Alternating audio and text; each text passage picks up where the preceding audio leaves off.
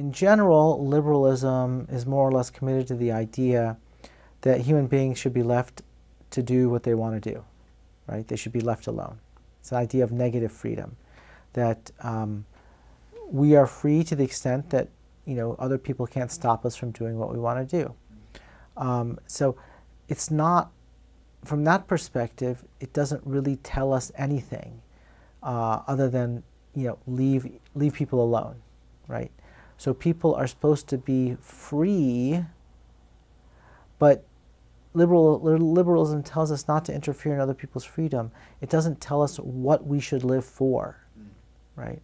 So it requires people to determine for themselves what they want to live for, right? It's easy to say, leave me alone. It's hard to say what's worth living for, right? And liberalism doesn't try to answer what's worth living for, right? And so we have to do that for ourselves. I mean, from the perspective of liberalism, right? Now, we as Muslims, we believe that we know how we should live, right? And so I think the tensions or misunderstandings perhaps that we have with certain forms of liberalism is that we think liberalism says that you shouldn't live this way. But that's not what liberalism says. What liberalism says is you shouldn't force people to live this way. It doesn't say anything at all about whether I should live this way or whether you should live this way, right? But what it tries to say is that Mohammad Fadel shouldn't force Fuad al-Gawhari to live this way, or Fuad al-Gawhari shouldn't force Mohammad Fadel to live this way. Now the problem with that, even though it seems, I guess, superficially attractive, is that any kind of human society is a mixture of sort of what political philosophers say negative liberty, i.e. the right to be left alone. But it also requires certain sort of positive liberty, the duty to do certain things to secure certain goods, right? So, for example, if you want to live in a democracy where your rights are secure, some people at least have to participate in the political sphere and sacrifice for the common good, right? And so that's not a negative liberty at all, right?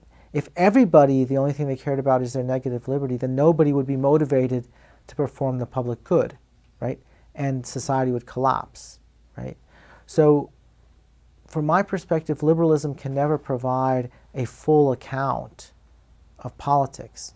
All it can do is try to tell us that we should be careful when we restrict people's freedom, negative freedom, right? That we should have a really good reason as to why we restrict people's freedom, right? And I think generally speaking, Islam is not all that hostile to such an idea. Islam favors personal privacy. It grants a lot of people, it grants individuals a certain amount of freedom from inquisition. We try to take people at their word. So while we try to maintain certain moral standards, at the same time we are opposed to the idea of the government going behind the veil, or going behind the curtain to see what the reality of things are, right? So while we don't sort of endorse a moral notion of negative freedom the way liberals do, in many practical areas of life, we uphold a principle of restraint, in that we don't want to, sometimes you can call it maybe dismissively, don't ask, don't tell. That we don't want to pry into people's lives to find out what they're really doing, right? We're satisfied if people maintain an outward conformity with the norms of Islam, right? And so we try to minimize the coercive aspects of the state to the extent reasonably possible. So I don't think there's necessarily a categorical kind of conflict between Islamic conceptions of the use of power and liberal ones. I think, generally speaking, all things being equal, Muslims prefer to err on the side of letting people do what they want to do.